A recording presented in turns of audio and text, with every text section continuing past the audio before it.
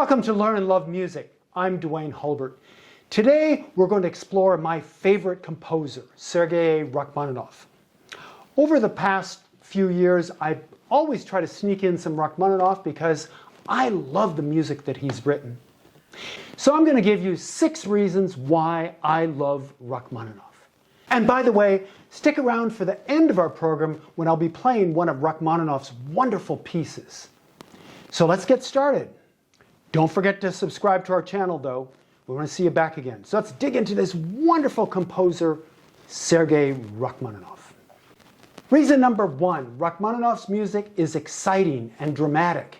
In fact, Rachmaninoff had this huge hand. He could play anything, but his music is what really is so dramatic. I'm going to start off with a great piece that I learned a long time ago, an Études-Tableaux. This is one of Rachmaninoff's late works, Op.39, and it has some powerful chords and excitement in it. I just love this piece.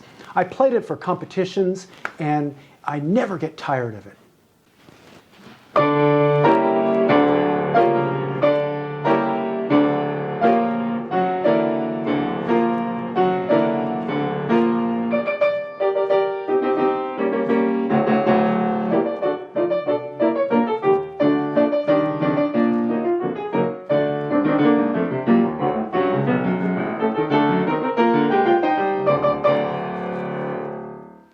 Did you hear that? Those were fabulous chords. So many chromatics, but it all works out to be something that just has so much excitement in it. This is called Études-Tableaux, which means like a picture of this music that he has in his head. There are 9 pieces in this set, and this is the very last one, and it is a really wonderful piece. Listen carefully to the touches that he uses in this. A lot of staccato notes, some big chords, a lot of repeated notes, but it creates this dynamic energy. And he's such a clever composer when it comes to harmonies. There's so many places in this piece. One of my favorite places is toward the beginning. You might have heard this.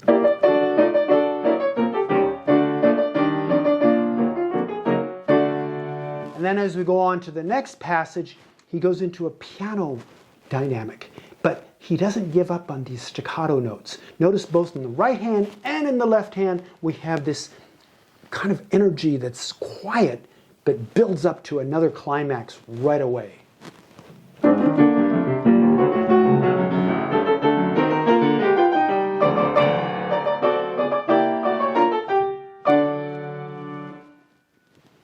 I love this piece. I never get tired of it.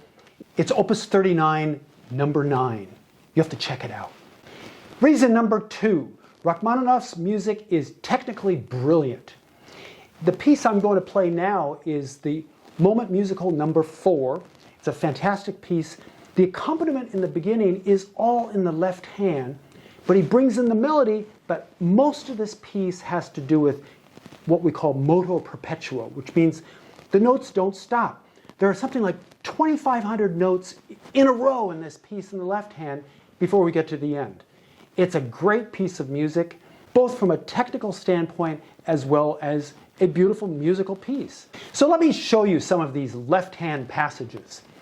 They're meant to be played very, very fast, but Rachmaninoff writes the dynamic fortissimo. And I found that as I've been working on this piece, if I try to play loud and fast, it just doesn't work. You know, it gets kind of sloppy. So what I do is I try to give the listener a sense of energy and power and all of that, but without making a lot of forte sounds, just so it can be a little more tightly woven. So let's listen to this left hand, all left hand in the very beginning.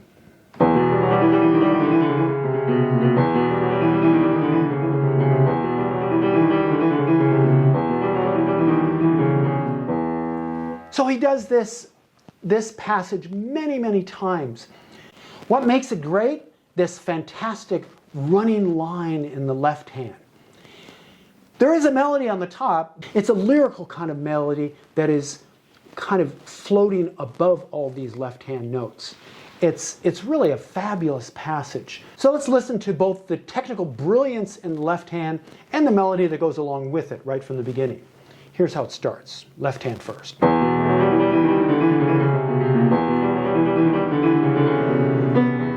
Melody.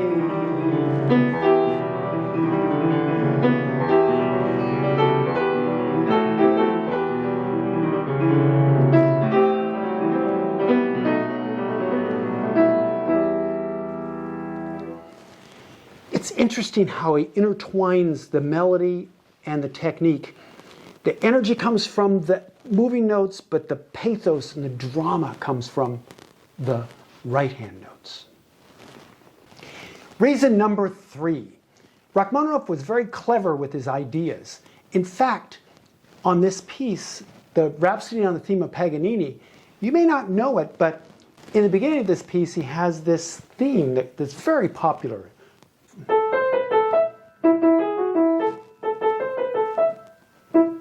So Rachmaninoff borrowed this theme. He sped it up a little bit, but he made it really sprightly. It sounds like this.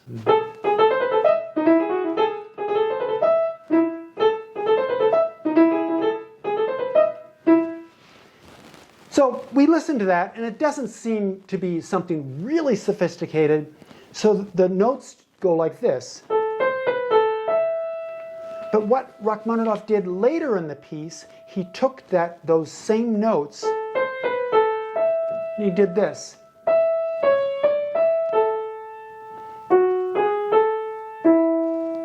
He actually does it in a different key, but this is what the wonderful 18th variation sounds like.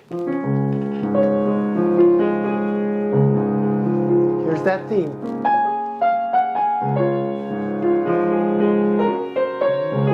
Here comes again.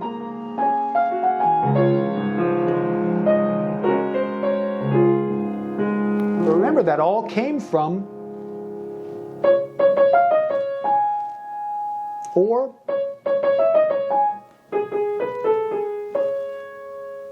What a genius Rachmaninoff was in writing this fabulous piece. And that's just one example of his creativity in his writing. And one of the great things about this piece, not only that the themes are turned around, but the fabulous harmonies that he creates as he builds up to that wonderful theme. This is in B-flat minor. It's very mysterious. Almost has a 20th century kind of sound to it. Here's what this passage sounds like.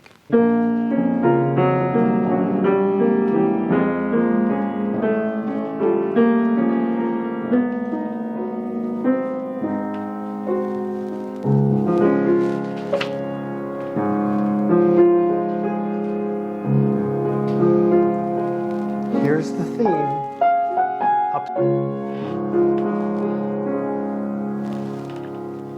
What a beautiful transition.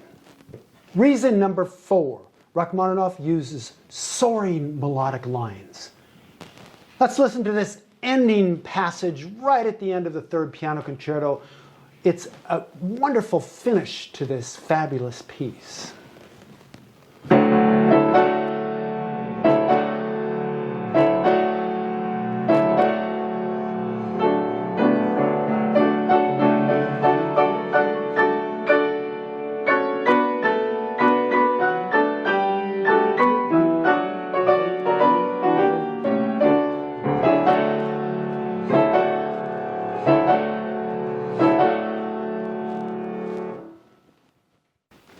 Number 5, Rachmaninoff is romantic as well as contemporary.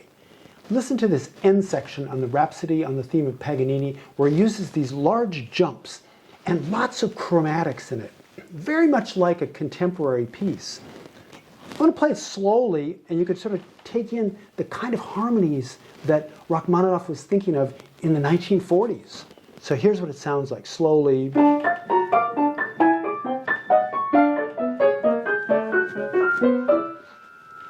It's very dissonant, but at speed it is absolutely brilliant, especially when it's with orchestra.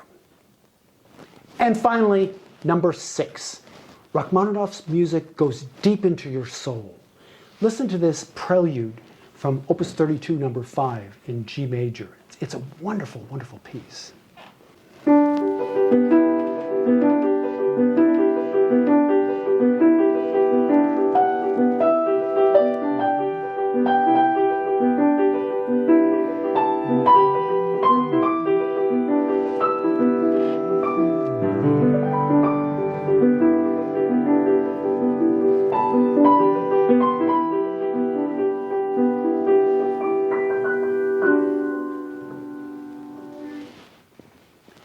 wonderful music by Rachmaninoff. He shows us so many different characters. There's the big sounding Rachmaninoff, the big chords, but also he's able to come through with this wonderful, delicate part of this prelude.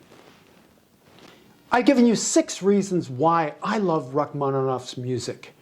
And as a special bonus, I'd like to play a beautiful theme from the second movement of the second piano concerto. It's exquisite. Thanks for watching Learn and Love Music. I'm Duane Hulbert, and we'll see you next time. Enjoy the music.